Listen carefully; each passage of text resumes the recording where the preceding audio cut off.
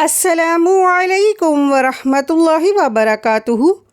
فہم القرآن course class 197 میں آپ سب کو خوش آمدید ہے۔ اہلاً و سہلاً، مرحبا۔ آج کا ہمارا لیسن ہے سورہ القیامہ سے سورہ المرسلات تک۔ رسول اللہ صلی اللہ علیہ وسلم نے ارشاد فرمایا، خیرکم من تعلم القرآن وعلمہ، کہ تم میں سے اچھے لوگ وہ ہیں جو قرآن کو سیکھتے ہیں اور سکھاتے ہیں۔ تو قرآن میں یہاں پر جتنے بھی دین کا علم ہے جو اللہ سے جوڑنے والا ہے وہ سب کچھ شامل ہے۔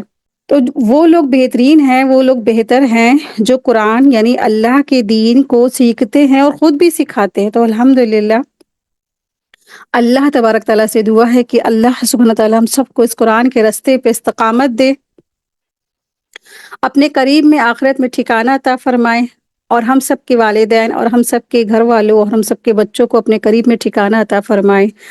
رب ارحمہما کما ربیانی صغیرا، آمین یا رب العالمین۔ نحمدہ ونصلی علی رسولہ الکریم، اما بعد فاعوذ باللہ من الشیطان الرجیم، بسم اللہ الرحمن الرحیم۔ رب اشرح لی صدری ویسر لی امری واحلل عقدۃ من لسانی یفقہوا قولی، ربی زدنا علما، ربی یسر ولا تعسر وتمم بالخیر وبک نستعین، آمین یا رب العالمین۔ بسم اللہ الرحمن الرحیم۔ سورہ قیامہ ہے، اور سورہ قیامہ کے بارے میں تھوڑا سا انٹرو دیکھ لیتے ہیں کہ اس کا تعارف کیا ہے۔ سورہ قیامہ دراصل یہ مکی صورت ہے، اس میں 40 آیات ہیں۔ اس سورے کے شروع میں ہی قیامت کی قسم کھائی گئی ہے، اسی لیے اس سورے کا نام قیامت ہے۔ کیونکہ یہ سورہ لا اقسم کے لفظ سے شروع ہو رہی ہے، اس لیے اس کا ایک نام لا اقسم بھی ہے۔ اس سورے کا مرکزی مضمون قیامت ہے۔ مشرکین انسانوں کے دوبارہ زندہ کیے جانے کو ناممکن سمجھتے تھے۔ انہی کو متنبئ کیا گیا ہے کہ اللہ تبارک تعالیٰ تمہارے مرنے کے بعد ایک ایک عضو کو دوبارہ جمع کر کے تمہیں اٹھا کے کھڑا کر دے گا، اور اس کی دلیل بھی اللہ تبارک تعالیٰ نے بے پناہ اپنی جو قدرت ہے اس کی طرف غور فکر کرایا ہے۔ بسم اللہ الرحمن الرحیم۔ لا اقسم بیوم القیامہ، میں قسم کھاتا ہوں قیامت کے دن کی۔ تو اللہ تبارک تعالیٰ نے یہاں پر قیامت کی قسم کھائی، اور اگلی ہی آیت میں، آیت نمبر 2 میں، اور میں قسم کھاتا ہوں اس نفس کی جو ملامت کرنے والا ہو۔ اللہ تبارک تعالیٰ نے فرمایا کہ بات ویسی نہیں ہے جیسی مشرکین کہتے تھے کہ موت کے بعد دوبارہ اٹھنا اور قیامت کے دن کی جزا سزا کا تصور ہی وہ نہیں سمجھتے تھے نا، وہ یہ اسی چیز کا انکار کرتے تھے، اس کا تصور کا ہی وہ انکار کر دیتے تھے۔ وہ کہتے تھے ایسا کچھ نہیں ہے۔ تو اللہ تبارک تعالیٰ فرما رہے ہیں کہ میں قیامت کے دن دوبارہ اٹھائے جانے کے عقیدے کے صحیح ہونے پر اور قیامت کے دن کی قسم کھاتا ہوں، اور آدمی کے نفس لوامہ کی قسم کھاتا ہوں جو ہمیشہ اللہ تعالیٰ کی جناب میں تقصیر پر آدمی کو ملامت کرتا رہتا ہے اور اسے بھلائی پر اکساتا ہے اور اسے برائی سے روکتا ہے۔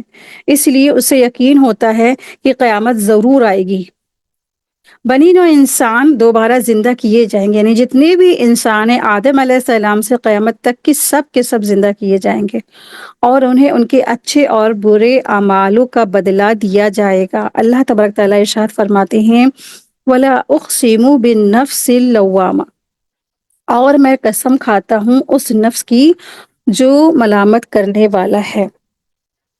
دراصل قرآن کریم میں کئی مقامات پر اللہ تبارک تعالیٰ نے انسانی نفسوں کے 3 طرح کے ہونے کا ذکر فرمایا ہے۔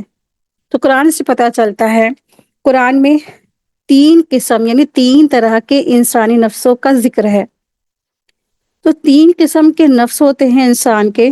پہلا نفس ہوتا ہے نفس امارہ، دوسرا نفس ہوتا ہے نفس لوامہ، تیسرا ہوتا ہے نفس مطمئنہ۔ تو پہلا نفس جو نفس امارہ ہے وہ کیا کرتا ہے؟ نفس امارہ کا کام ہے برائی پر اکسانا۔ دوسرا نفس جو نفس لوامہ ہے، اور اس کا کیا کام ہے؟ نفس لوامہ کا یہ کام ہے جو ہمیشہ بھلائی پر اکساتا ہے، جو برائی سے روکتا ہے، جو احساس دلاتا ہے کہ یہ کام غلط ہے، یعنی یہ اندر سے کچوکے لگانے والا نفس جو جب انسان برا کام کرتا ہے تو اندر سے دل کھٹک جاتا ہے، کچوکن پیدا ہو جاتی کہ دیکھو تم نے غلط کیا ہے، دیکھو تمہیں ایسا نہیں کرنا چاہیے تھا، تو نفس اس کو ملامت کرتا ہے، تو یہ نفس لوامہ ہے۔ تیسری کیٹیگری کا نفس ہے جو نفس مطمئنہ ہے۔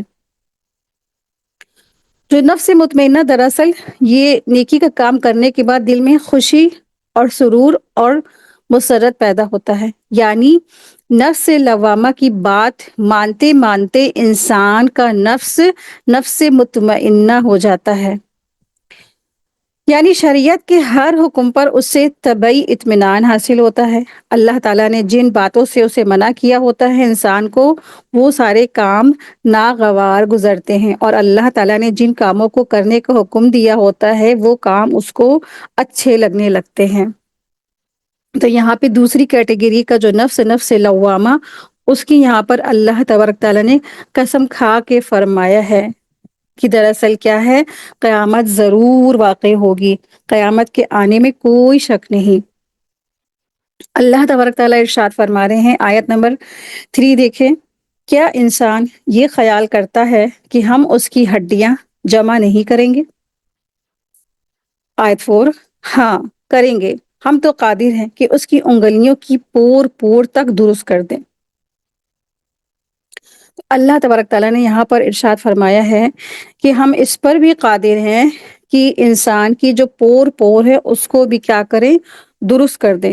تو جو لوگ آخرت کا انکار کرتے تھے یا کرتے ہیں وہ اللہ کی قدرت کو اپنی قدرت کی ترازو میں تول کر دیکھتے ہیں، اور وہ یہ سوچتے ہیں کہ اربوں خربوں لوگ مر چکے ہوں گے تو ان کے گوشت، ان کے چمڑے اور ان کی ہڈیاں ریزہ ریزہ ہو جائیں گی اور مٹی میں بالکل مل جل جانے کے بعد تو پھر ان کو دوبارہ اور اس جسم کو اور اس کی صورت کے ساتھ کس طرح زندہ کیا جائے گا، تو ان کو اسی طرح اس بات پہ حیرت ہوتی ہے۔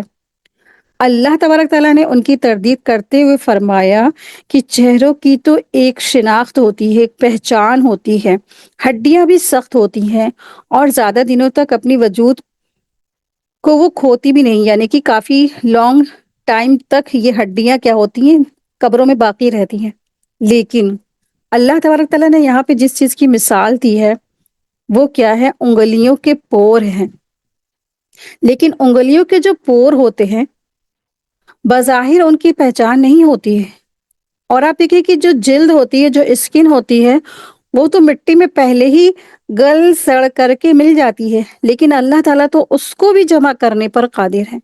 تو جو انسان کی اسکن ہے، جو اس کے پور ہیں، ہم لوگ پور کس کو کہتے ہیں، جو ہمارے فنگر پرنٹ ہوتے ہیں اس کو ہم لوگ جو ہے پور کہتے ہیں۔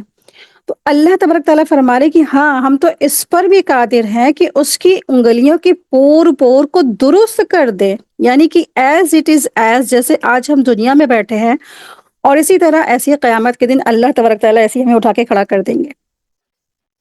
اس میں ایک کافی جو ہے نا امپورٹنٹ پوائنٹ ہے، اور جس کا موجودہ سائنس نے ریسرچ بھی کیا ہے، جس سے انسان کے جیسے چہرے ہوتے ہیں اس کی آواز، اس کی چال ڈھال وغیرہ میں کیا ہوتا ہے، ڈفرینٹ ہوتے ہیں، فرق ہوتے ہیں، اور ان میں ہر ایک دوسرے سے مختلف ہوتا ہے، ہر انسان دوسرے انسان سے الگ ہوتا ہے۔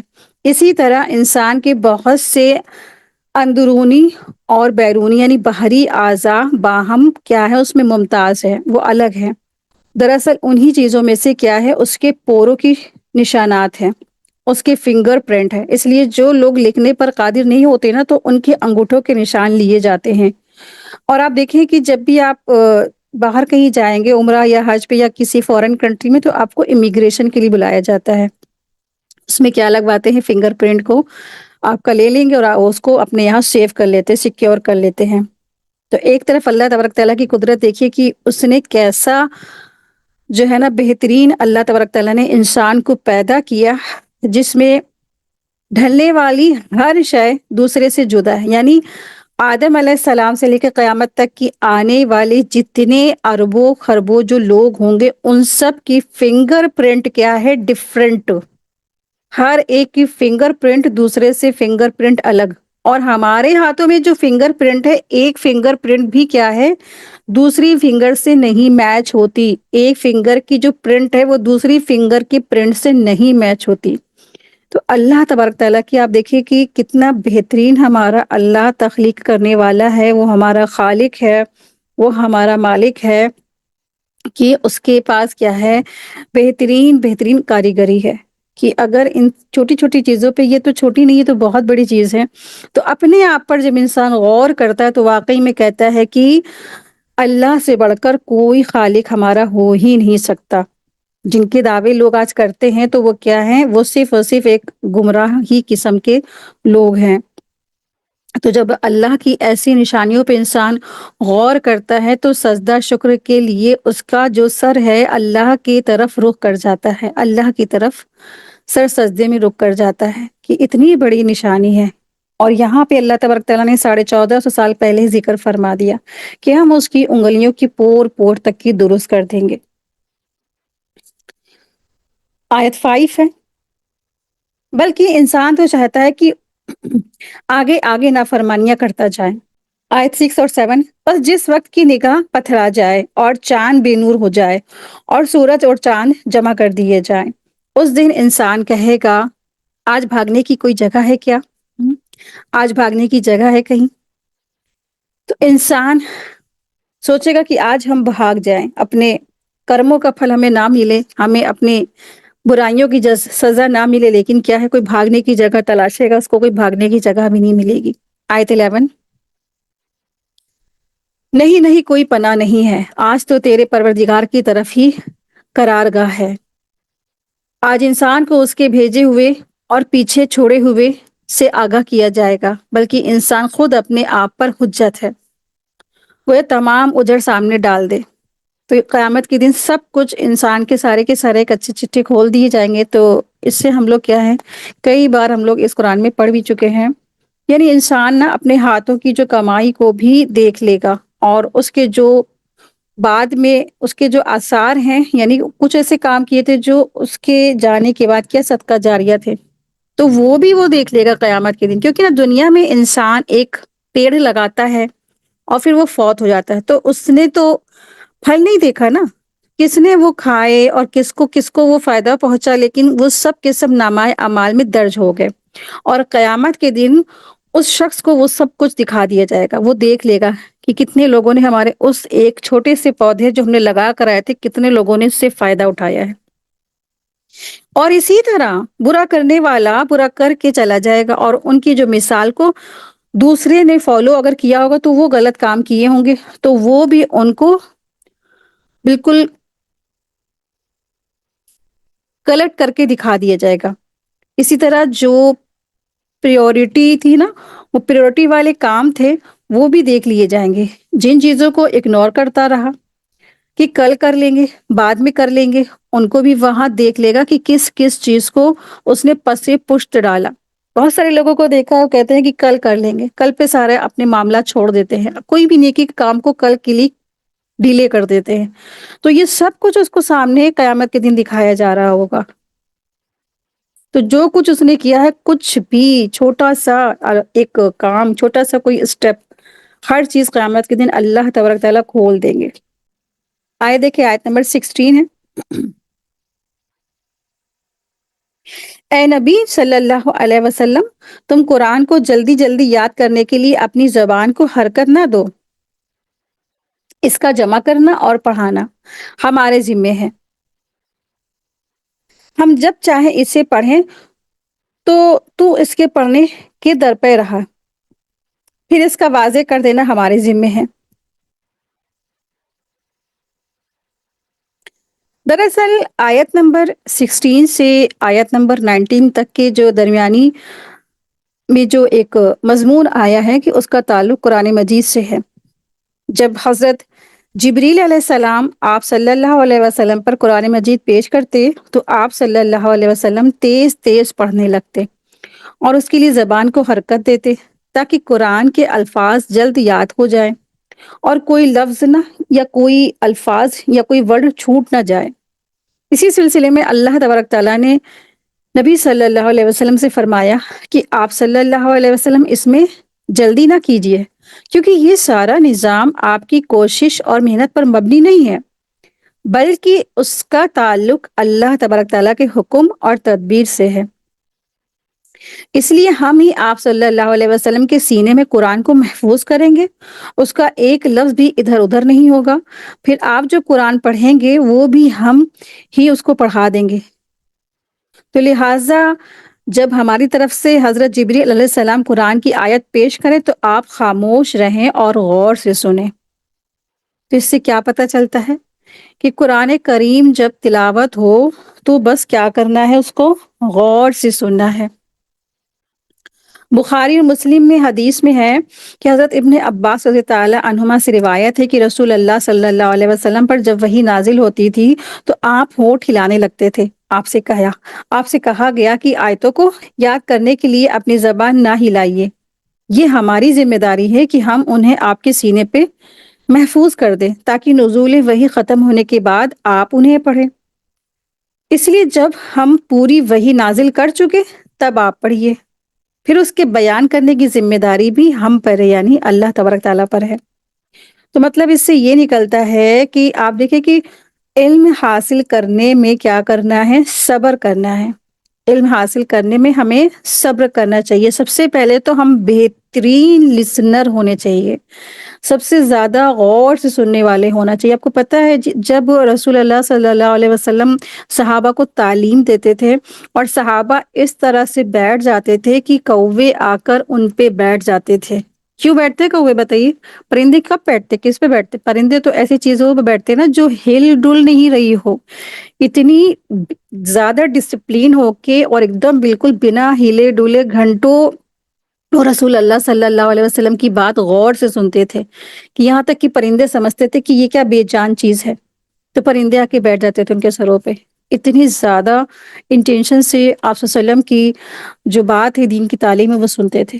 تو حصول علم کے لیے ضروری ہے کہ انسان صبر سے کام لے، بہترین طریقے سے سننے والا ہو، اور علم کو ٹھہر ٹھہر کر خوب تحقیق کر کے پھر اس کو یاد کیا جائے، تحقیق کرنے کے بعد اس کو حاصل کیا جائے، اس کو یاد کیا جائے، اس کو اپنے اندر ایبزارب کیا جائے۔ آیت دیکھیں، آیت نمبر 20 ہے، نہیں نہیں تم تو دنیا کی محبت رکھتے ہو اور آخرت کو چھوڑ بیٹھے ہو۔ تو بعض اوقات انسان قرآن جلدی جلدی کیوں پڑھتا ہے؟ نیکی یا دین کا کام، نماز جلدی جلدی کیوں پڑھتا ہے؟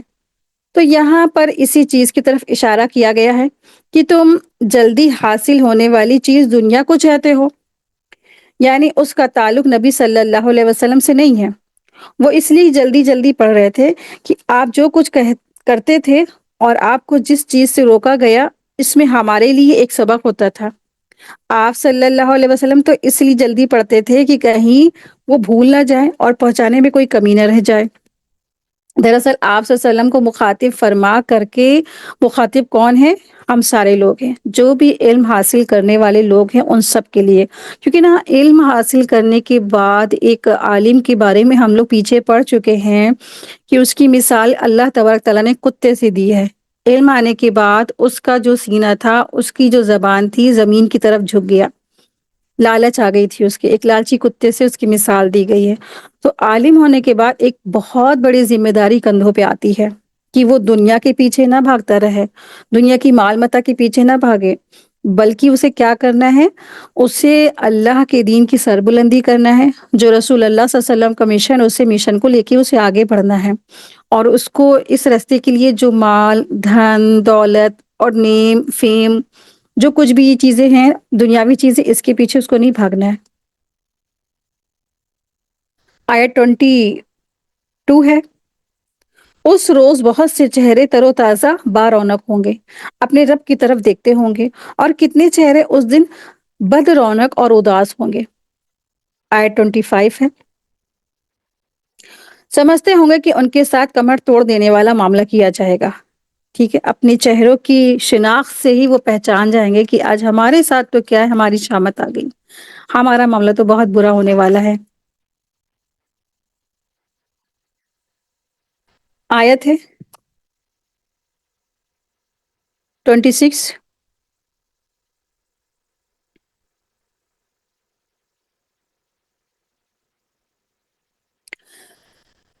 نہیں نہیں، جب روح ہسلی تک پہنچے گی۔ تو یہاں پر دراصل موت کا اور سکرات کے عالم کا بیان ہو رہا ہے۔ اللہ تعالی ہمیں اس وقت حق پر ثابت رکھے اور ایمان اسلام کی حالت میں ہم سب کو شہداء کی موت نصیب فرمائے، اور ہمارے آخری سانس میں لا الہ الا اللہ ہم سب کی زبان پہ جاری فرما دے اللہ تبارک تعالی۔ تو یہاں پر وہی منظر کھینچا گیا ہے جب انسان کی اوپر سکرات کا وقت چل رہا ہوتا ہے۔ کلا جو یہاں پہ لفظ آیا ہے، کلا اذا بلغت التراقی، تو کلا کو اگر یہاں ڈانٹ کے معنی میں لیا جائے تو یہ معنی ہوگا کہ اے ابن آدم، تو جو میری خبروں کو جھٹلاتا وہ درست نہیں، بلکہ ان کے مقدمات تو روزمرہ قلم قلہ دیکھ رہا ہے، اپنی آنکھوں سے تو دیکھ رہا ہے کتنے لوگ مر رہے، کتنے لوگ جا رہے، دنیا چھوڑ رہے۔ اور اگر اس لفظ کو حقہ کے معنی میں لیں تو مطلب اور زیادہ ظاہر ہے، یعنی یہ بات یقینی ہے کہ جب تیری روح تیرے جسم سے نکلنے لگے اور تیرے نرخرے تک پہنچ جائے۔ تراقیہ، یہاں پہ جو لفظ آیا ہے تراقیہ جمع ہے ترقوتن کی، ترقوتن کی جمع ہے، اور تراقی ان ہڈیوں کو کہتے ہیں جو سینے پر اور مونڈوں کے درمیان میں ہے، جسے ہانس کی ہڈی بھی کہتے ہیں۔ یعنی اللہ سبحانہ وتعالیٰ ارشاد فرما رہے ہیں جب انسان کی جو روح ہے وہ حلق تک پہنچ جائے اور تم یعنی رشتہ دار دیکھ رہے ہوں گے، آس پاس بھی دیکھ رہے ہوں گے، خود انسان اپنے آپ کی حالت وہ کنڈیشن دیکھ رہا ہوتا ہے، اور تم دیکھ رہے ہو اور ہم تم سے زیادہ اس کے قریب ہوتے، یعنی مرنے والے شخص کے قریب اللہ تبارک تعالیٰ زیادہ ہوتے بنسبت رشتہ داروں کے، لیکن تم نہیں دیکھ سکتے۔ بس اگر تم حکم الہی کے ماتحت نہیں ہو اور اپنے قول میں سچے ہو تو روح کو کیوں نہیں لوٹا لاتے؟ جو تم آخرت کا انکار کرتے ہو تو جتنی بھی جسم دنیا سے جو لوگ مر رہے ہیں ان کے جسموں سے روحیں نکل رہی ہیں، تو تم اس بات کو کر کے تو دکھاؤ ذرا، جسموں سے نکلنے والی روحوں کو واپس لا کے تو دکھاؤ۔ تو فیل ہیں سارے کے سارے، کوئی کسی کو آج تک زندہ نہیں کر سکا۔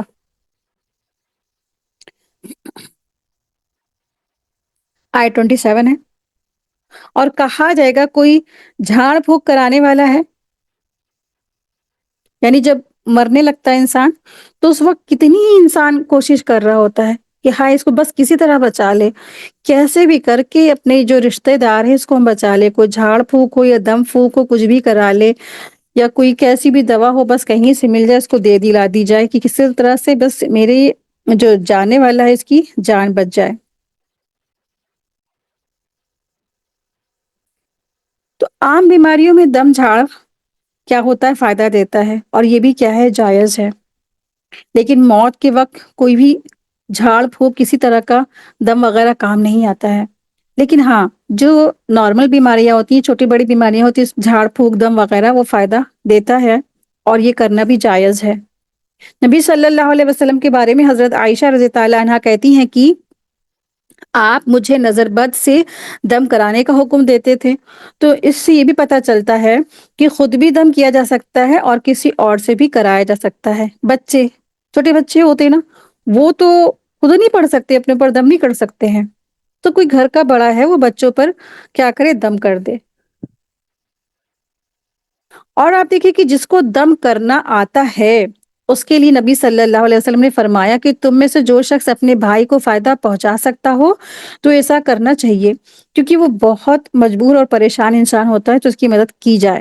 یعنی کچھ لوگ ایسے ہوتے جن کو عربی پڑھنی نہیں آتی، یا ان کو ایسی تلاوت کرنی نہیں آتی، یا ان کو اس طرح سے رقیہ شریعہ یا دم جھاڑ پھونک وغیرہ نہیں آتی، تو ٹھیک ہے دم وغیرہ کرا جا سکتا ہے، لیکن سب سے پہلے اپنے اوپر دم کرے پھر سامنے والے کسی اور پر دم کرے، ٹھیک ہے؟ پہلے اپنی سیکیورٹی، پھر کیا ہے سیفٹی فرسٹ ہونا چاہیے، اس کے بعد سیکنڈ کی سیفٹی۔ نبی صلی اللہ علیہ وسلم کیا ہے خود بھی اپنے آپ کو وہ دم کیا کرتے تھے، رات کو اپنے ہاتھوں پر معوذتین پڑھتے اور اپنے جسم پر پھیر لیتے تھے۔ جب بیمار پڑتے تو حضرت عائشہ رضی اللہ عنہا کہتی ہیں کہ آپ صلی اللہ علیہ وسلم اپنے اوپر دم کر لیتے تھے، یعنی بیماری میں، اور ویسے بھی روزانہ رات کو وہ پڑھتے تھے، یعنی جب بیمار ہوتے تھے تب بھی، اور ڈیلی کا معمول تھا آپ صلی اللہ علیہ وسلم کا کہ وہ اپنے آپ پر جو ہے پڑھ کے دم کرتے تھے۔ تو اس سے پتہ چلتا ہے کہ دم اور یہ جھاڑ پھونک کرنا جائز ہے۔ بہت سارے لوگ اس کو سرے سے ہی خارج کر دیتے ہیں نا، وہ کہتے ہیں بدعت بدعت بدعت، تو ایسا نہیں ہے۔ آپ پڑھیں، اللہ کا کلام پڑھیں اور اس کو پھونکے دم کریں، چاہے اللہ کا نام ہو، چاہے قرآن کی آیت ہو، چاہے قرآن کی جو سورت، جیسے سورہ بقرہ کی آخری 2 آیت ہے، آیت الکرسی ہے، معوذتین ہے، یہ سب چیزیں کیا ہیں؟ یہ جھاڑ پھونک کے لیے آتی ہے۔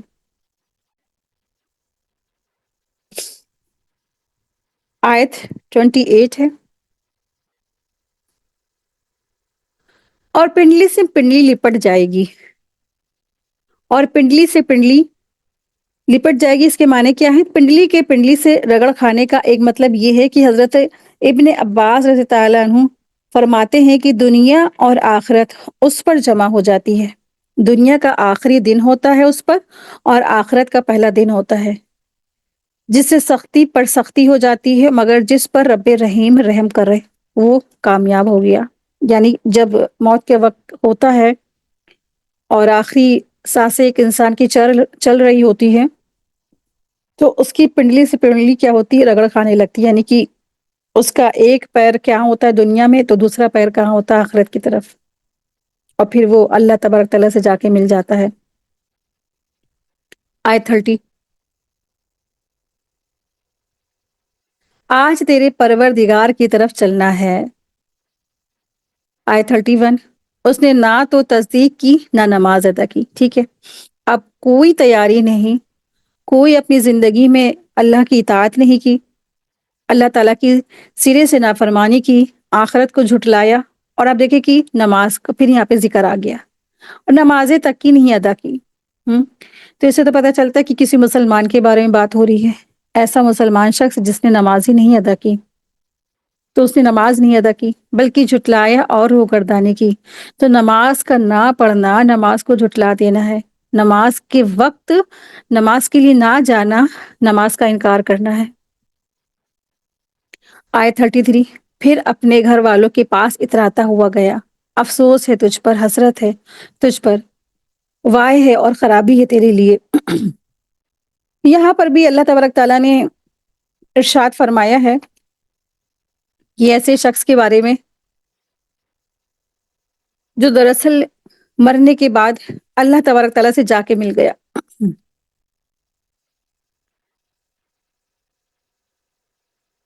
دراصل مشرکین مرنے کے بعد اٹھائے جانے کے بارے میں عقیدے کا انکار کیا کرتے تھے، کہتے تھے کہ مرنے کے بعد ہم کوئی نہیں اٹھائے جائیں گے، اور ہماری زندگی بس یہی ہے۔ تو انسان کو مخاطب کر کے کہا گیا ہے کہ تم سمجھتے ہو قیامت نہیں ہے، کہ قیامت تو واقع ہو کے رہے گی، وہ ضرور آئے گی۔ تو اللہ تعالیٰ نے پھر تاکید کے طور پر فرمایا جب تمہاری روح حلق کی ہڈی تک پہنچ جائے گی، اور تمہارے قریب تمہارا حال، تمہارے رشتہ دار تمہارا وہ حال دیکھ لیں گے اور بے بسی سے پکاریں گے، اٹھیں گے، اور کوئی جھاڑپوں کے ذریعے اس بیماری اور تکلیف کو دور کر کے تمہیں بچا نہیں سکے گا، اور تمہیں یقین آ جائے گا کہ اب تم اپنے گھر والوں اور قریبی رشتہ داروں کو چھوڑ کر دنیا سے کوچ کر جاؤ گے، دنیا چھوڑ جاؤ گے، تو اس دن تم آخرت کی طرف کیا ہے؟ سدھارے جاؤ گے، تم لوٹائے جاؤ گے، تمہارا جسم مٹی میں دفن کر دیا جائے گا، تمہاری روح تمہارے رب کے سامنے پہنچا دی جائے گی، اور قیامت کے دن تمہیں اللہ تبارک تعالیٰ زندہ کر کے تمہیں اٹھا کے دوبارہ کھڑا کر دے گا۔ تو انسان روز اپنی آنکھوں سے یہ منظر دیکھتا ہے کہ لوگ بے بسی کی حالت میں مر رہے ہیں، ہمارے سامنے نہ جانے کتنی موتیں ہوتی ہیں، اور ہمارے سامنے لوگ کتنے سارے لوگ مر کے چلے گئے۔ اگر ہم کاؤنٹنگ کرنا چاہیں تو ہمارے پر گنتی نہیں ہے ہمارے پاس کہ ہمارے اپنے رشتہ دار ہماری آنکھوں کے سامنے کتنے زیادہ تھے اور دنیا سے جا چکے ہیں، اور کتنے لوگ تھے جن کو ہم بچا نہیں سکے، ہاسپٹل میں لے جانے کے بعد بھی کیا ہو گیا؟ سرنڈر، کسی نے نہیں بچایا، ڈاکٹر نے ہاتھ کھڑے کر دیے کہ نہیں کچھ نہیں ہو سکتا۔ ان کی روحیں جسم سے نکل کر اپنے پیدا کرنے والے کے پاس چلی جاتی ہیں۔ ہونا تو یہ چاہیے تھا کہ انسان موت سے نصیحت حاصل کرتا اور آخرت میں آگ کے عذاب سے بچنے کی کوشش کرتا، لیکن وہ ایسا نہیں کرتا ہے، اور اسی طرح سے کافر ہے، مغرور ہے اور غافل انسان کے بارے میں اللہ تبارک تعالیٰ نے فرمایا کہ اس نے اللہ کی آیتوں کو جھٹلایا ہے، اس کی نعمتوں کا انکار کیا ہے، اپنی زندگی میں اس نے نمازوں کا اہتمام نہیں کیا ہے، اس نے پوری زندگی غفلت سے کاٹی ہے، غفلت کے ساتھ پوری زندگی کاٹ دی، نہ اللہ سے ڈرا، نہ اس نے آخرت کی تیاری کی، نہ اس نے موت کی تیاری کی، غفلت کی طرح زندگی گزاری، اور یہ حال ہو گیا کہ وہ اللہ سے جا کے مل گیا۔ آیت 36 ہے، کیا انسان یہ سمجھتا ہے کہ اسے بیکار چھوڑ دیا جائے گا؟ کیا وہ ایک گاڑے پانی کا قطرہ نہ تھا جو ٹپکایا گیا تھا، پھر وہ لہو کی فٹکی ہو گیا، پھر اللہ تعالیٰ نے اسے پیدا کیا اور درست بنا دیا۔ تو اللہ تبارک تعالیٰ ارشاد فرما رہے ہیں، انسان کیا یوں ہی سمجھتا ہے کہ اسے ہم نے یوں ہی بس پیدا کر دیا، بنا جو ہے نا کسی مقصد کے، بنا کسی گول کے بیکار چھوڑ دیا جائے گا ایسے ہی بس؟ جیسے سب لوگ کھا پی رہے چل رہے ویسے تم بھی کھا پی لو چل رہو، یہ دنیا کی زندگی بس کھیل تماشا ہے؟ تو ایسا نہیں ہے، بلکہ اس کو یاد دلایا گیا ہے کہ تم نا بیکار نہیں بنائے گئے، تم ایک کسی خاص مقصد کے تحت بنائے گئے ہو، اور تم ایک پانی کے ایک قطرے سے تمہاری شروعات ہوئی، اور پھر اس کے بعد تم خون بنے، پھر گوشت کا لوتھڑا بنے، پھر اللہ تبارک تعالیٰ نے تمہیں تمہارے ہاتھ پیر سب کو درست کر کے بنا دیے، اور پھر اس سے جوڑے یعنی نر اور مادہ بنائے۔ پھر اس کے بعد جب انسان کا جسم پورا بن کے تیار ہو جاتا ہے ماں کے پیٹ میں، پھر اس کے بعد اللہ تبارک تعالیٰ بیٹا ہوگا یا بیٹی ہوگا اس کے بارے میں وہ ڈیسائیڈ کرتے ہیں۔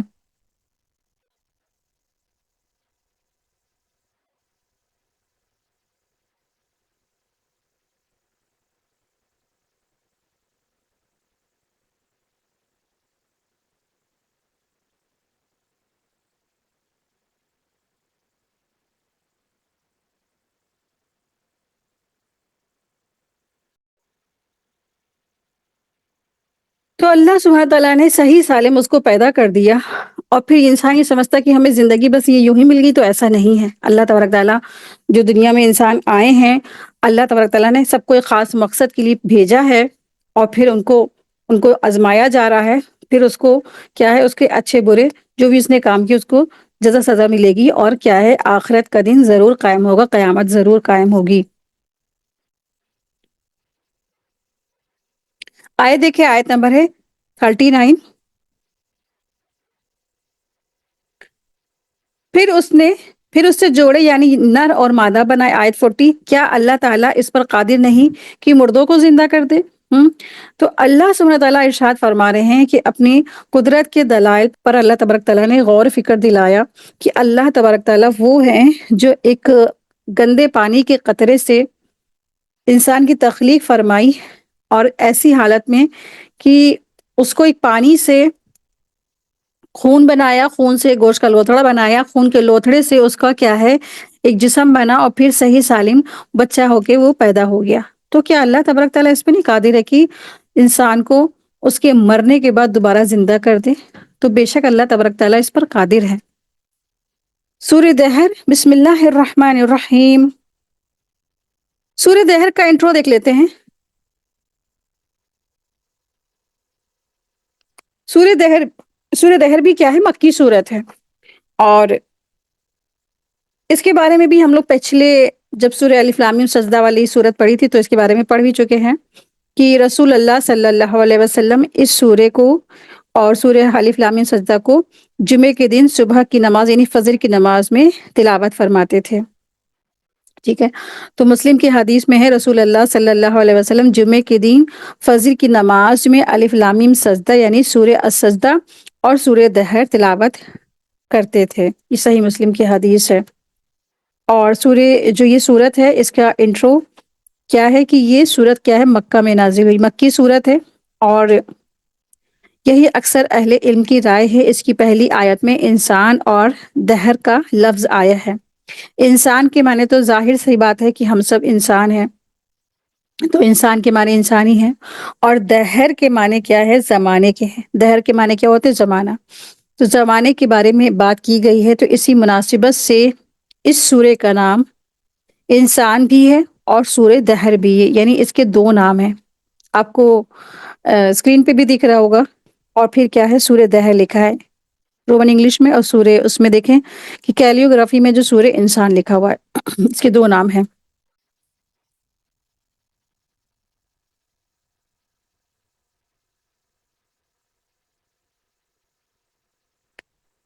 اس سورے میں بھی انسان کی تخلیق اور اللہ تبارک تعالیٰ کی قدرت کا ذکر ہوا ہے، جنت کی نعمتوں کا اور دوزخ کی ہولناکیوں کا تذکرہ فرمایا گیا ہے۔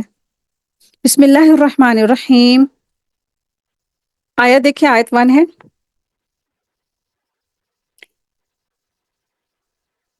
هل أتى على الإنسان حين من الدهر لم يكن شيئا مذكورا۔ یقیناً انسان پر زمانے کا وہ وقت بھی گزر چکا ہے جب کہ یہ قابل ذکر نہ تھا۔ ابھی جہاں پہ ابھی صورت مکمل ہوئی تو اللہ تبارک تعالیٰ نے وہاں پر انسان کے بارے میں ذکر کیا کہ انسان جو تھا پانی کا قطرہ تھا، پانی کے قطرے سے پھر وہ خون بنا، پھر گوشت کا لوتھڑا بنا، اور پھر کیا ہے ایک بیبی بنا، اور پھر وجود میں آیا، پھر وہ پیدا ہوا تو بچہ، جوان اور بوڑھا قابل ذکر ہو گیا۔ لیکن اللہ تبارک تعالیٰ یہاں پہ ارشاد فرما رہے ہیں یقیناً انسان پہ ایک وقت ایسا بھی گزرا جو قابل ذکر بھی نہیں تھا۔ تو آپ سوچے ذرا کہ انسان پر ایک وقت ایسا گزرا جب اس کے ذکر بھی لائق بھی نہیں تھا، وہ یعنی کہ جب جو ہے وہ اسپم بھی نہیں تھا، اور سوچے اس سے پہلے وہ کہاں تھا، کن حالات میں تھا، کہاں تھا، قابل ذکر بھی نہیں تھا نا اس کا۔ تو نہ کوئی نام تھا، نہ کوئی پہچان تھی، کوئی قابل ذکر تھا ہی نہیں وہ۔ اللہ تبارک تعالیٰ نے آیت 1 سے لے کے 3 تک کی انسان کے تخلیق کے بارے میں غور دلایا ہے۔ یہ آیات انسان کو یاد دہانی کرا رہی ہے کہ ایک وقت وہ جو تھا نطفے کی شکل میں تھا، ایک وقت وہ گزرا کہ وہ نطفے کی شکل میں تھا، ایسی شے جس کا ذکر زبان پر لانا پسند بھی نہیں کرتا ہے لوگ، ہے نا۔ اور اللہ تعالیٰ نے اسے مکمل انسان کی صورت دی، پھر اسے نیکی اور بدی کی تمیز، نیکی کی طرف رغبت اور برائی کی کراہت کی ہدایت بھی عطا فرمائی۔ اب انسان کو اختیار ہے کہ وہ نیکی کی راہ اختیار کر کے اللہ کا شکر کرتا ہے، کہ بدی کی راہ پر چل کے اپنے خالق کے احسانات کی ناشکری کرتا ہے۔ اللہ تبارک تعالیٰ نے یہاں پر ارشاد فرمایا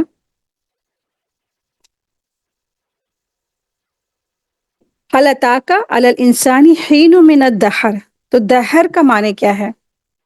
دہر کا معنی زمانہ، کائنات، مدت عالم، یعنی جب سے کائنات شروع ہوئی ہے اس وقت سے لے کر اس کے اختتام تک، اس کو دہر کہتے ہیں۔ تو اس آیت میں یہ بتایا جا رہا ہے کہ انسان پر ایک ایسا وقت بھی گزر چکا ہے جبکہ بنی نوع انسان کی ابھی تخلیق بھی نہیں ہوئی تھی، اور اس کا نام و نشان تک صفہ ہستی پر موجود نہیں تھا۔ پھر کتنے ہی دور اور دراز سے راستے طے کرنے کے بعد یہ نطفہ کی شکل میں آیا۔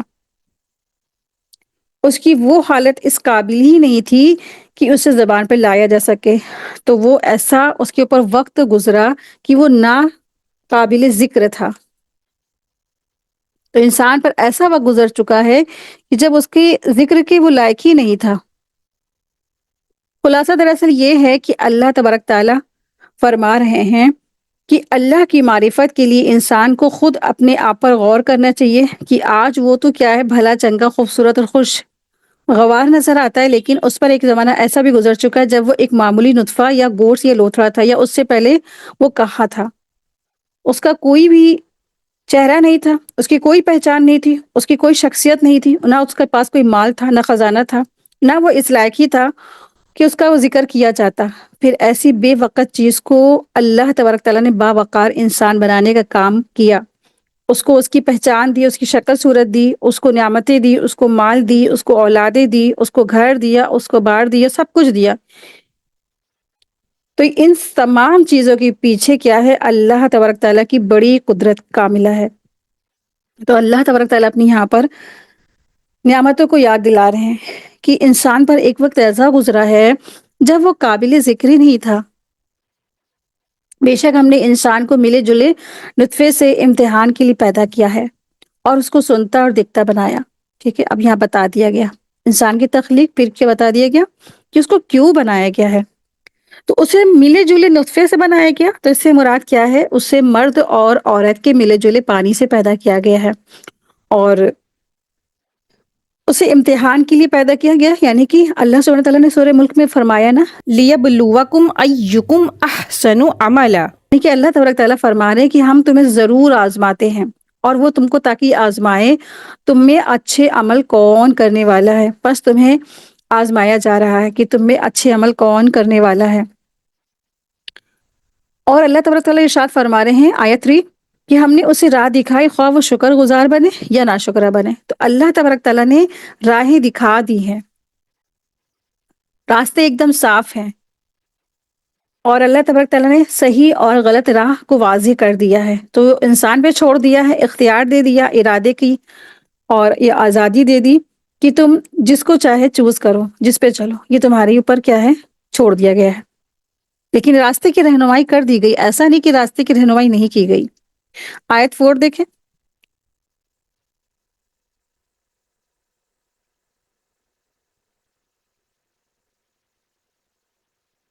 یقیناً ہم نے کافروں کے لیے زنجیریں اور توق اور شعلے والی آگ تیار کر رکھی ہے۔ اللہ تبارک تعالیٰ یہاں ارشاد فرما رہے ہیں کہ اس کی مخلوق میں سے جو اس سے کفر کرے، اور اس کے لیے اللہ تبارک تعالیٰ نے زنجیریں، توق اور شعلے والی جو آگ ہے وہ بھڑکائی ہوئی چھوڑ دی ہے۔ تیز آگ ہے، بھڑکتی ہوئی آگ، اسے وہ تیار کر رکھا ہے اللہ تبارک تعالیٰ نے ایسے لوگوں کے لیے۔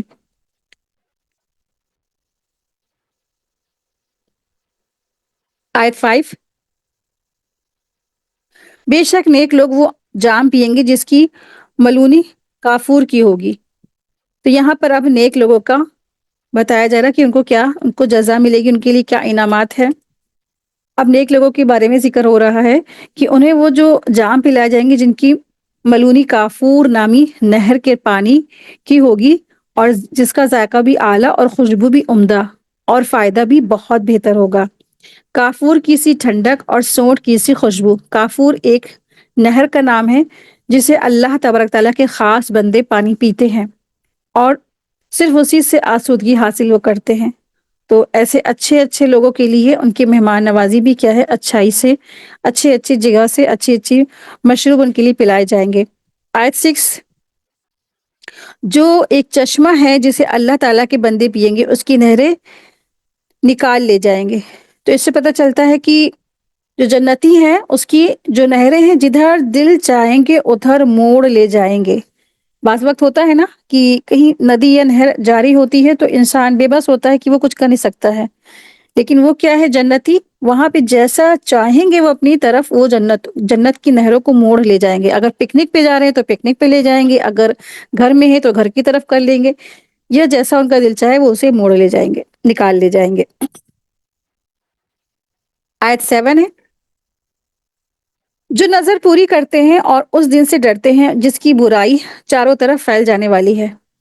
تو یہاں پر اللہ تبارک تعالیٰ نے نظر کے بارے میں ذکر کیا ہے، تو نظر اور نیاز ہمارا دین پسند نہیں کرتا ہے، تو یہ محبوب چیز نہیں ہے، لیکن ہاں اگر زمانے جاہلیت میں کوئی اس طرح سے کوئی نظریں وغیرہ نیاز وغیرہ مان لیتا ہے تو پھر اس کو وہ پوری بھی کرے، ٹھیک ہے۔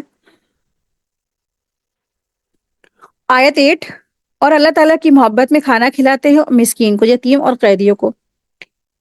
تو اللہ کی محبت کی خاطر بعض وقت لوگ نظر نیاز مانتے کہ میرا یہ کام ہو جائے تو ہم 60 مسکینوں کو کھانا کھلائیں گے، میرا یہ فلاں والا کام ہو جائے تو ہم 10 جو ہے روزے رکھیں گے، میرا فلاں کام ہو جائے تو ہم اتنا اتنا مال کسی کو دیں گے۔ تو ایسا نہیں، نظر نیاز نہیں کرنا چاہیے۔ ہاں یہ ہے کہ اللہ کی محبت کی خاطر یہ کام کرے، ٹھیک ہے، اور جو بھی حاجت ہو اللہ سے 2 رکعت نماز پڑھ کے اللہ سے یوں ہی دعا کرے، اللہ تبارک تعالیٰ ضرور سنیں گے، کوئی شرط کی بنا پہ نہیں۔ آیت 9، ہم تو صرف تمہیں اللہ تعالیٰ کی رضامندی کے لیے کھلاتے ہیں، نہ تم سے بدلہ چاہتے ہیں نہ شکر گزاری۔ تو جو لوگ اللہ کے بندے ہیں جن کے لیے باغات ہیں، جو بہترین انعامات ہیں، تو ان کا بتا دیا گیا ان کی جو کارگزاری ہے، وہ کام جو کرتے ہیں وہ صرف اس لیے کرتے ہیں کہ بس ان کو اللہ کی رضامندی چاہیے ہے، نہ وہ لوگوں سے تعریف چاہتے ہیں، نہ لوگوں سے واہ واہی چاہتے ہیں، نہ کسی قسم کا بدلہ چاہتے ہیں، نہ ان سے وہ شکر گزاری بھی چاہتے ہیں۔ تو ان کو تو صرف اور صرف اللہ سے چاہیے ہوتا ہے۔ لیکن آج ہمارا معاملہ کیا، ہمارا تو معاملہ بالکل اپوزٹ ہے۔ ہم کسی کو ایک وقت کی روٹی بھی دیتے ہیں تو ہم چاہتے ہیں کہ بس اس سے ساری کی ساری دعائیں آج پوری کروا کے جاویں، ہے نا۔ تو یہ اللہ کے جو بندے ہوتے ہیں، نہ ان سے دعاؤں کے لیے کہتے ہیں، نہ تعریف کروانا چاہتے ہیں، نہ کچھ بھی ان کو ان سے شکر گزاری اور کچھ ان سے تعریفیں چاہیے ہوتی، صرف اور صرف وہ اللہ کی خوشنودی کے لیے کھلاتے ہیں، اور وہ کہتے بھی ہم تو تم کو صرف اللہ کی خوشنودی کے لیے کھلا رہے، بس مجھے اللہ سے چاہیے، تم سے کیا مجھے۔ آیت دیکھیں، آیت 10، بے شک ہم اپنے پروردگار سے اس دن کا خوف کرتے ہیں جو تنگی اور ترشی اور سختی والا ہوگا۔ آیت 11، پس انہیں اللہ تعالیٰ نے اس دن کی برائی سے بچا لیا اور انہیں تازگی اور خوشی پہنچائی، اور انہیں اپنے صبر کے بدلے جنت اور ریشمی لباس عطا فرمائے۔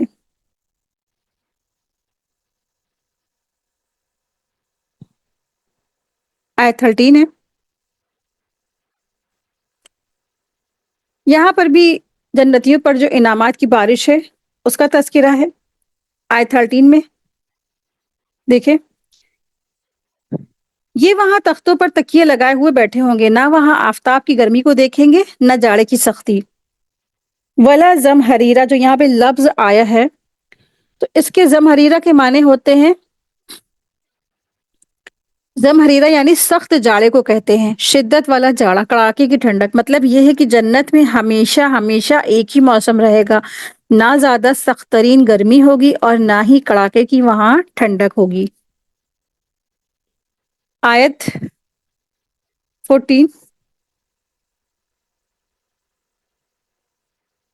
ان جنتوں کے سائے ان پر جھکے ہوئے ہوں گے اور ان کے میوے اور لچھے نیچے لٹکائے ہوئے ہوں گے۔ یہاں پر کبھی آپ کہیں گارڈن وغیرہ میں گئے ہوں گے، ہے نا، تو جب کبھی جاتے ہیں تو کیا ہوتے ہیں وہاں پہ، تو اتنی ٹہنیاں، پھلوں کی ٹہنیاں بہت اوپر ہوتی ہے نا، مشکل سے ہاتھ میں آ ہی نہیں پاتی، لاکھ انسان کوشش کرے کسی طرح سے وہ فروٹس کی ٹہنی ٹوٹ نہیں پاتی۔ جنت میں کیا ہوگا، یہ آٹومیٹکلی جو ہوگا، یہ ٹہنی جو ہے اس کے پاس آ جائیں گی، جنتی کے پاس۔ جنتی کا دل چاہے گا اس ٹہنی کے پھل کو کھانے کا، تو آٹومیٹکلی جنت کی جو ٹہنیاں ہیں اس کے پاس میں آ جائیں گی، بس اسے وہ توڑ لے گا، پھلوں کو توڑ لے گا، میوے ہوں گے تو میووں کو توڑ لے گا۔ آیت 15، اور ان پر چاندی کے برتن اور ان جاموں کا دور کرایا جائے گا جو شیشے کے ہوں گے۔ شیشے بھی چاندی کے ان کو ساقی نے اندازے سے ناپ رکھا ہوگا۔ تو دراصل اللہ تبارک تعالیٰ نے یہاں پر اپنی ایک اور جو نعمت ہے اس کا تذکرہ فرمایا ہے، جنت کی نعمت کا۔ تو جنتیوں کے لیے جو جنت کے برتن ہوں گے اس کی خاص چاندی کا ذکر فرمایا ہے۔ یہ چاندی دراصل ایسی چاندی ہوگی، یہ دراصل جو یہ برتن ہوں گے، جس طرح کے وہ جو برتن بنے ہوں گے جس سے ان کو جنتیوں کو جام پلایا جائے گا، شربت پلایا جائے گا، تو یہ برتن دراصل شیشے اور چاندی سے بنے ہوئے ہوں گے، مکسچر ہوں گے، نہایت نفیس اور خوبصورت اور چمکدار۔ دنیا میں اس کی کوئی مثال نہیں ہے، لیکن اللہ تبارک تعالیٰ ایسی چیزیں لاتے تاکہ انسان تھوڑا سمجھ سکے۔ تو یہ گلاس صفائی میں شیشے اور سفیدی میں چاندی جیسے ہوں گے، دراصل ہوں گے چاندی کے لیکن شیشے کی طرح شفاف ہوں گے، اور اندر کی چیز باہر سے نظر آئے گی۔ تو جنت کی تمام چیزوں کی کیا ہے، مشابہات دنیا میں نہیں ہے، کچھ بھی ایسا نہیں جو اس سے جیسی ملتی جلتی ہو، لیکن پھر بھی کیا ہے، یہاں پہ بتانا مقصود ہے کہ یہ جو چیزیں ہیں اس طرح سے ایسی ہوگی، شیشے کی اور چاندی کی مکسچر ہوگی۔ تو اللہ علم یہ کیسے ہوں گے، تو بس اللہ تبارک تعالیٰ سے دعا ہے کہ ہم سب کو بھی ان جاموں سے اللہ تبارک تعالیٰ جام پلائے اور ہم سب بھی ان جنتیوں میں شامل ہوں، آمین یا رب العالمین۔ آیت دیکھیں 17 ہے، اور انہیں وہاں وہ جام پلائے جائیں گے جن کی ملونی زنجبیل کی ہوگی، یعنی کہ جن کی آمیزش جو ہوگی زنجبیل سے ہوگی۔ تو زنجبیل دراصل خشک اور ڈرائی سوٹ کو کہتے ہیں، یعنی ادرک کو کہتے ہیں، اور یہ گرم ہوتی ہے اور اس کی آمیزش سے ایک خوشگوار تلخی پیدا ہو جاتی ہے۔ دراصل عربوں کی یہ مرغوب چیز ہے، چنانچہ ان کے جو قہوہ میں بھی زنجبیل کی آمیزش ہوتی ہے، یعنی زنجبیل یعنی وہ سوٹ یا خشک ادرک وغیرہ ضرور ڈالتے ہیں۔ مطلب یہ ہے کہ جنت میں ایک وہ شراب ہوگی جو ٹھنڈی ہوگی جس میں کافور کی آمیزش ہوگی، دوسری شراب وہ ہوگی جس میں زنجبیل کی ملاوٹ ہوگی، یعنی کہ سونٹ کی آمیزش ہوگی۔ آیت 18،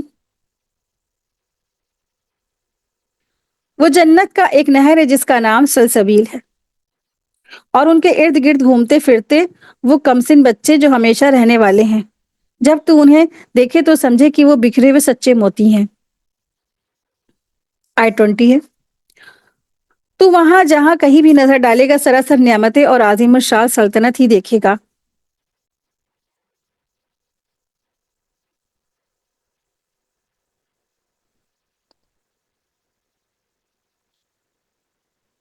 آیت 21 ہے، اور ان کے جسموں پر سبز مہین اور موٹے ریشمی کپڑے ہوں گے، اور انہیں چاندی کے کنگن کا زیور پہنایا جائے گا، اور انہیں ان کا رب پاک صاف شراب پلائے گا۔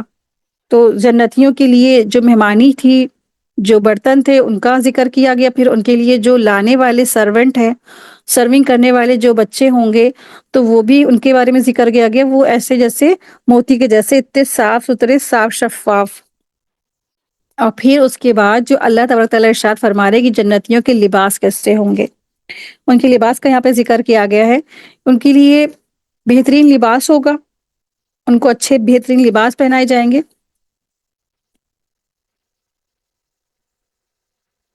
اور ان کے جسموں پر سبز مہین اور موٹے ریشمی کپڑے ہوں گے، اور انہیں چاندی کے کنگن کا زیور پہنایا جائے گا، اور انہیں ان کا رب پاک صاف شراب پلائے گا۔ کہا جائے گا کہ یہ ہے تمہارے اعمال کا بدلہ اور تمہاری کوششوں کی قدردانی۔ اہل جنت کے لباس کا ذکر ہو رہا ہے کہ وہ سبز ہرے رنگ کا مہین اور چمکدار ریشم ہوگا، سندس اعلیٰ درجے کا خالص نرم ریشم جو بدن سے لگا ہوا ہوگا، استبرق عمدہ بیش بہا گرا قدر ریشم جس میں چمک دمک ہوگی جو اوپر پہنایا جائے گا، ساتھ ہی چاندی کے کنگن ہاتھوں میں ہوں گے۔ یہ لباس دراصل ابرار کا ہے۔ آئے دیکھیں آیت نمبر 23، بے شک ہم نے تم پر بتدریج قرآن نازل کیا ہے۔ آیت نمبر 23 سے آیت نمبر 26 تک صبر اور ذکر کی تلقین کی گئی ہے۔ یہ آیت ایسے پس منظر میں نازل ہوئے جب مشرکین مکہ کی مخالفت عروج پر تھی، اور وہ نبی صلی اللہ علیہ وسلم کو راہ حق سے ہٹانے کے لیے شدید دباؤ ڈال رہے تھے۔ تو ایسے میں فرمایا، اے نبی صلی اللہ علیہ وسلم، ہم نے آپ صلی اللہ علیہ وسلم کے حوصلے اور قلب کو ثبات دینے کے لیے قرآن آہستہ آہستہ نازل کیا ہے کہ کسی سوال کا فوری جواب، کسی اعتراضات کا بروقت ازالہ، کسی تکلیف پر دلجوئی اور حق کی خاطر قربانی اور ایثار پر تحسین نازل کر دی جائے۔ سیکنڈ پوائنٹ یہ ہے کہ اللہ تعالیٰ نے مخالفین کے لیے مہلت کا ایک وقت طے کر رکھا ہے، لہٰذا آپ صبر کیجئے اور کافروں کے طنز سے غمگین نہ ہوئیے، ان کے تشدد سے ہمت نہ ہاریے، اور ان کے کسی بھی دباؤ کو، ان کے کسی بھی پریشر کو قبول نہ کیجیے۔ صبر کا نتیجہ جلدی ظاہر ہوگا۔ تیسرا پوائنٹ یہ ہے، صبح اور شام اور رات کے طویل حصے میں اللہ کا ذکر کیجیے۔ یہ ذکر آپ صلی اللہ علیہ وسلم کے لیے تسکین اور راحت کا ذریعہ بنے گا۔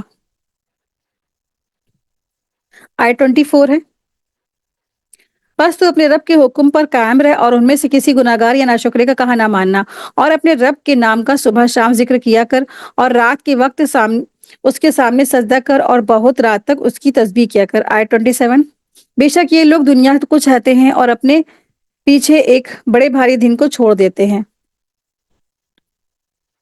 آیت 28 ہے، ہم نے ہی انہیں پیدا کیا ہے اور ہم ہی ان کے بندھن مضبوط کیے ہیں، اور جب ہم چاہیں ان کے عوض ان جیسے اوروں کو بدل لائیں۔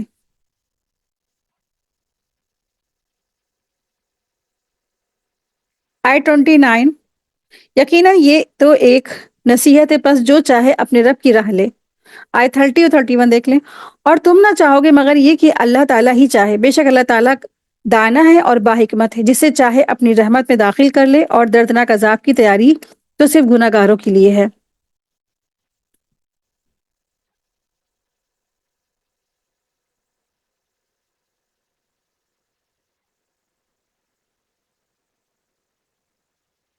سورہ مرسلات،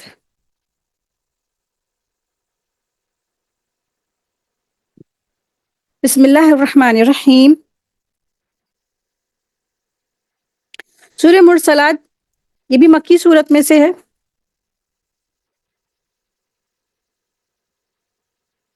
بسم اللہ الرحمن الرحیم۔ سورہ مرسلات کا تھوڑا سا انٹرو دیکھ لیتے ہیں۔ سورہ کے شروع میں ہی قسم کھائی گئی ہے، مرسلات کا لفظ آیا ہے۔ مرسلات سے معنی ہوتے ہیں، اس سے مراد ہوائیں ہیں جو اللہ تبارک تعالیٰ کی طرف سے پے در پے بھیجی جاتی ہیں۔ اسی مناسبت سے اس سورہ کا نام مرسلات ہے۔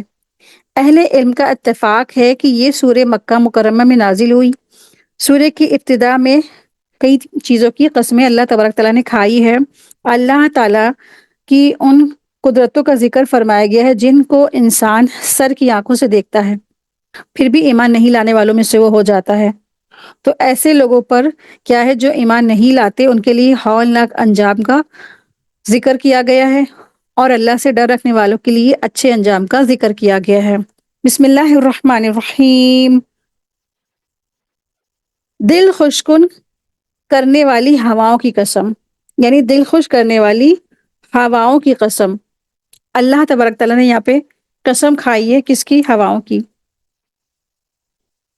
تو جمہور یعنی بہت سارے مفسرین جو کہتے ہیں کہ ان کا قول ہے والمرسلات عرفا سے مراد خوشگوار ہوا ہے۔ کچھ مفسرین کہتے ہیں کہ اس سے مراد والمرسلات عرفا سے مراد کیا ہے؟ فرشتے ہیں، اور کچھ نے اس سے مراد لیا ہے انبیاء۔ تو پہلے قول کے مطابق اللہ تعالیٰ نے ان ہواؤں کی قسم کھائی جنہیں اللہ تعالیٰ دنیا میں اپنے بعض حکموں کے لیے بھیجتا ہے۔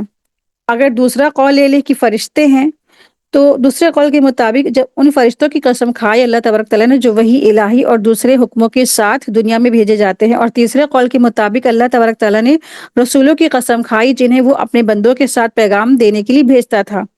عرفا، عرفا کا مطلب یہ ہے کہ اللہ تعالیٰ نے انہیں بھلائی کے کاموں کے لیے بھیجا ہے، مطلب یہ ہے کہ اللہ تعالیٰ انہیں ایک کے بعد ایک بھیجتا ہے۔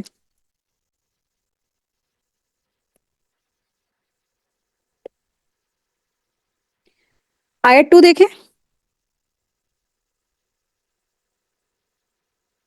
پھر زور سے جھونکا دینے والیوں کی قسم، پھر ابر کو ابھار کر پراگندہ کرنے والیوں کی قسم، پھر حق اور باطل کو جدا جدا کر دینے والی، اور پھر وحی لانے والے فرشتوں کی قسم جو الزام اتارنے یا آگاہ کر دینے کے لیے ہوتی ہیں کہ کس چیز کا وعدہ کیا جاتا ہے وہ یقیناً ہونے والی ہے، کہ جس چیز کا وعدہ کیا جاتا ہے وہ یقیناً ہونے والی، یعنی کیا ہونے والی ہے؟ قیامت ہونے والی ہے، اور وہ کیا ہے؟ واقع ہو کر رہے گی۔ تو ان آیات میں اللہ تبارک تعالیٰ نے قسم کھایا اور فرمایا کہ حساب کتاب کا دن آ کر ہی رہے گا۔ قسم کھائی گئی ان ہواؤں کی جو بادل لا کر زمین پر برستی ہیں، وہ پہلے آہستہ چلتی ہیں، پھر رفتہ رفتہ، اور ان کی شدت بڑھ جاتی ہے، پھر وہ بھاری بادلوں کو اٹھا کر مختلف علاقوں میں تقسیم کرتی ہیں۔ کسی پر رحمت کی بارش ہوتی ہے، کسی پر بارش کے ذریعے سے عذاب بھی نازل ہو جاتا ہے، اور کسی کو عذاب سے خبردار کرتی ہیں۔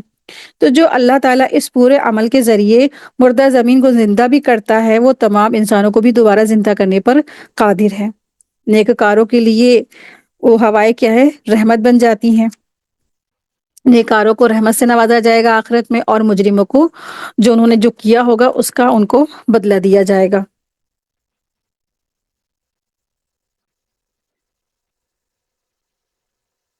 آیت دیکھیں، آیت 8 ہے۔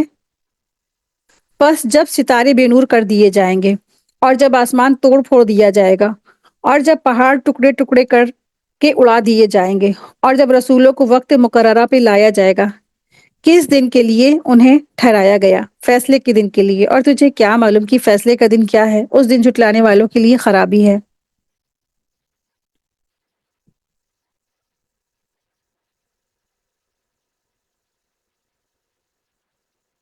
آیت 16 ہے۔ آیت 16 سے لے کے 28 تک گناہ گاروں کے بارے میں ذکر ہو رہا ہے۔ گناہ گاروں کا جو انجام ہے وہ ہلاکت ہے، اسی کا تذکرہ ہے۔ ہم نے آیت دیکھیں، آیت 16، ہم نے اپنے اگلوں کو ہلاک نہیں کیا، پھر ہم ان کے بعد پچھلوں کو لائے، ہم گناہ گاروں کے ساتھ اسی طرح کرتے ہیں۔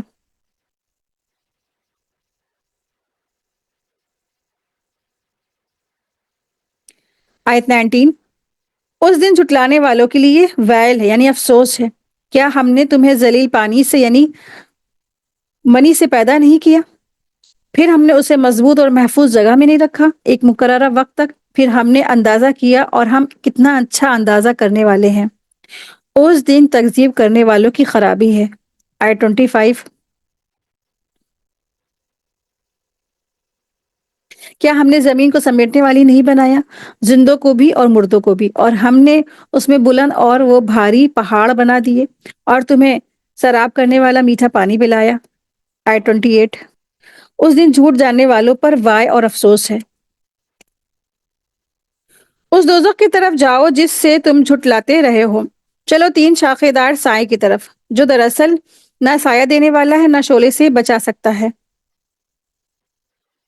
دراصل آیت نمبر 29 سے 40 تک جو کفار قیامت کے دن سزا جزا کو، جنت دوزخ کو جھٹلاتے تھے، ان سے قیامت کے دن کہا جائے گا، لو جسے سچا نہیں مانتے تھے وہ سزا اور دوزخ یہ موجود ہے، اس میں جاؤ، اس کے شعلے بھڑک رہے ہیں اور اونچے ہو کر ان میں تین پھاکے کھل جاتی ہیں، تین حصے ہو جاتے ہیں، یعنی کہ آگ کے تین حصے ہو جاتے، اور ساتھ ہی دھواں بھی اوپر کو چڑھتا ہے جس سے نیچے کی طرف چھاؤں پڑتی ہے اور سایہ معلوم ہوتا ہے، لیکن فی الواقع نہ وہ سایہ ہے اور نہ وہ آگ کی حرارت کو کم کرتا ہے۔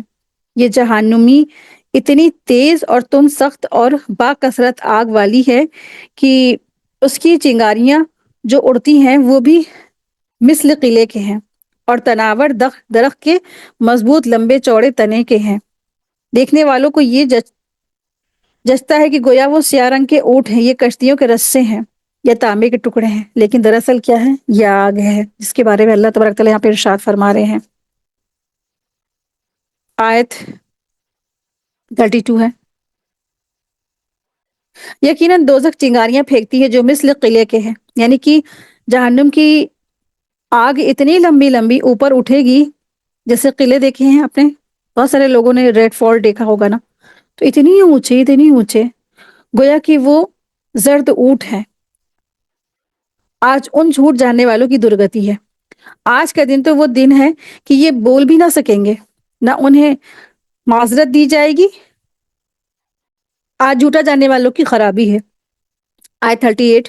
یہ فیصلے کا دن ہے کہ ہم نے تمہیں اور اگلوں کو سب کو جمع کر لیا ہے، بس تم مجھ سے کوئی چال چل سکتے ہو تو چل لو۔ افسوس ہے اس دن جھٹلانے والوں کے لیے۔ آیت 41 دیکھیں۔ تو یہاں پر جہنم کے بارے میں تذکرہ تھا اور جہنم کی شدت کے بارے میں تذکرہ تھا۔ صحابہ اس کے بارے میں ذکر فرماتے ہیں، حضرت عبداللہ بن رضی تعالیٰ عنہ فرماتے ہیں کہ قیامت کے دن جہنم اپنی گردن دراز کرے گی، لوگوں کے بیچوں بیچ پہنچ کر آوازیں بلند کرے گی، اے لوگوں، تین قسم کے لوگوں ابھی ہی پکڑ لینے کا مجھے حکم ہوا، یعنی کہ ابھی ابھی مجھے ان تین قسم کے لوگوں کو پکڑنے کا حکم ہو چکا ہے، میں انہیں خوب پہچانتی ہوں۔ کوئی باپ اپنی اولاد کو اور کوئی بھائی اپنے بھائی کو اتنا نہ جانتا ہوگا جتنا میں انہیں پہچانتی ہوں۔ آج نہ تو وہ مجھ سے کہیں چھپ سکے گا اور نہ کوئی انہیں چھپا سکتا۔ ایک تو وہ جس نے اللہ تعالیٰ کے ساتھ کسی کو شریک کیا ہوگا، دوسرا وہ جو منکر اور متکبر ہو، تیسرا وہ جو نافرمان شیطان ہو۔ پھر وہ مڑ مڑ کر چن چن کر ان اوصاف کے لوگوں کو میدان حشر سے چھانٹ لے گی اور ایک ایک کو پکڑ کر نگل جائے گی، اور حساب سے 40 سال پہلے ہی یہ جہنم واصل ہو جائیں گے۔ اللہ تبارک تعالی ہم سب کو جہنم اور جہنم کی آگ سے محفوظ فرمائے، آمین یا رب العالمین۔ آیت 41 ہے۔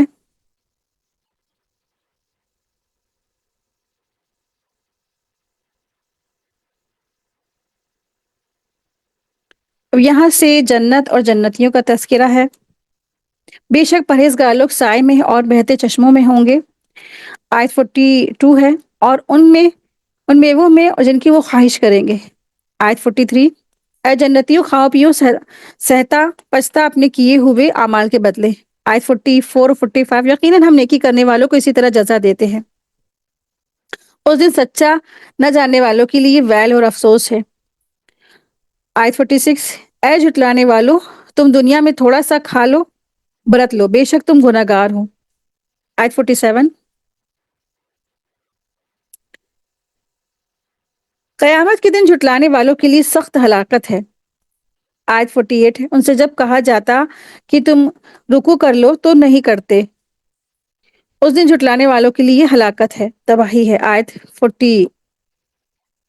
49 اور 50 دیکھیں، اس دن جھٹلانے والوں کے لیے تباہی ہے۔ اب اس قرآن کے بعد کس بات پر یہ ایمان لائیں گے؟ یعنی جب قرآن جیسی نعمت، عظیم نعمت تمہارے پاس پہنچ گئی، تب بھی تم نہیں جھکے، تب بھی تم نے سرنڈر نہیں کیا، اب تم اس کے بعد کس چیز پر ایمان لاؤ گے؟ کیا چیز بچتی ہے نا؟ اس سے بڑا تو کوئی معجزہ نہیں، جب اس کے بعد بھی تم ایمان نہیں لائے، تم نے اپنے آپ کو سرنڈر نہیں کیا، تو اس کے بعد کیا بچتی ہے؟ تو الحمدللہ آج کا ہمارا لیسن مکمل ہوا۔ وآخر دعوانا ان الحمد للہ رب العالمین، سبحانک اللہم و بحمدک، اشہد ان لا الہ الا انت، استغفرک و اتوب الیک۔ السلام علیکم ورحمۃ اللہ وبرکاتہ۔ جزاکم اللہ خیر۔